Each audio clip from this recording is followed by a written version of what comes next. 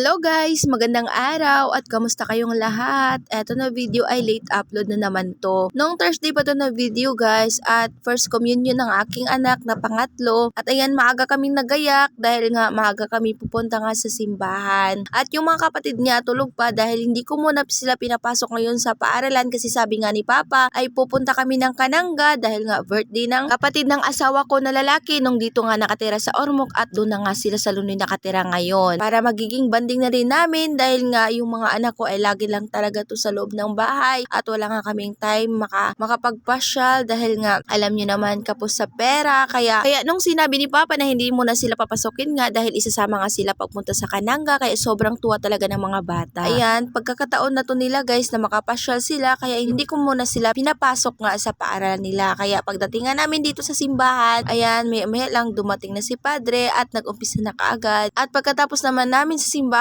pagkatapos ng misa ay pumunta na kaagad kami dito sa bilihan ng cake dahil inutusan kami ni Mama na bumili nga kami ng cake. At dito lang si Cheryl sumakay nga sa amin kasi meron namang helmet at doon naman yung mga kapatid niya sa tricycle nga ni Papa. At pagdating nga namin dito ay wala yung birthday boy dahil nga may pasok siya sa trabaho kaya kami lang dito nila Mama at yung asawa niya. Pagkatapos dinala ko na rin yung mama ko nga kasi nga yung mama ko sa kabilang barangay lang naman nakatira. Maya lang lumabas kami ng Bilasco kasi bibili nga kami ng coke at nakita ko nga tong magandang tanawin nga dito sa kanila guys. Ang ganda talaga dito nga sa Kananga kasi marami kang makikita ng mga ganyan. At sobrang init nga ngayon guys at bandang hapon naman fast forward na tayo. Yung Bilasco bumili siya ng manok na lulutuin nga namin. Isasabaw namin yung kalahati guys. Pagkatapos yung kalahati adobo nga namin. Kaya naghiwa kaagad ako ng sayote. Pagkatapos mga samya naman dito nga sa lulutuin kong tinolang manok. At lumabas kagad ako ng bahay dahil kukuha rin ako ng tanglad kasi nga kapag nagtitinola ako guys, paborito ko talagang ilagay nga sa tinola eto nga yung tanglad dahil nga mabango siya at makatanggal din siya ng lansa. At maganda talaga tong lupa na nabili ng sister-in-law ko dahil nga maganda nga dito mag-alaga ng mga hayop. Kaya yung bilas ko nga dito, meron siyang mga alaga na manok, itik at balak nga rin nilang mag-alaga nga ng baboy dito. Marami nga siyang mga gulay dito nga tanim at yung lupa nga din dito guys ay matataba. Kaya yung mga tanim nga niya dito ay matataba talaga kaya pag uwi ko nga sa Ormoc meron din akong dalan gulay na binigay niya sa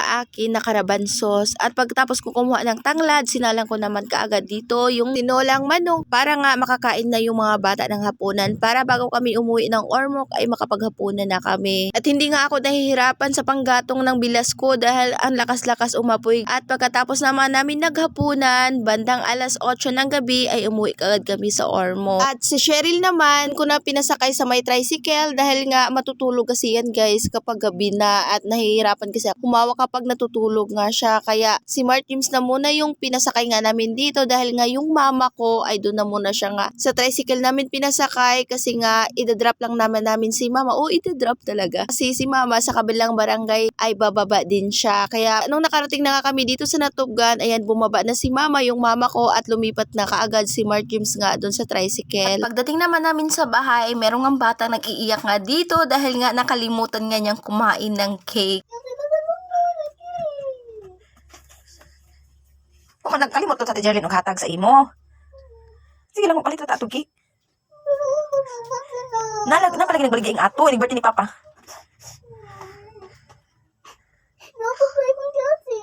Na klase? Sige lang.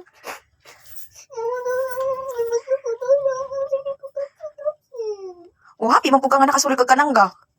Oh, wala ka na happy. Oh, nagduduwa kay kang madto. Ano di naman? Kaya nga naman? Nga naman? Ha? Busga? Hindi na siya happy. Kaya siya ka-cake. Palit natin pa, Jibar.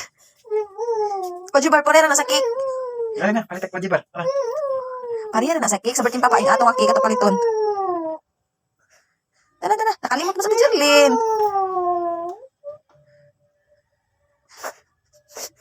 Hilaka naman na nimo, oy. Nagkaon po tagkik atong birthday ni ate.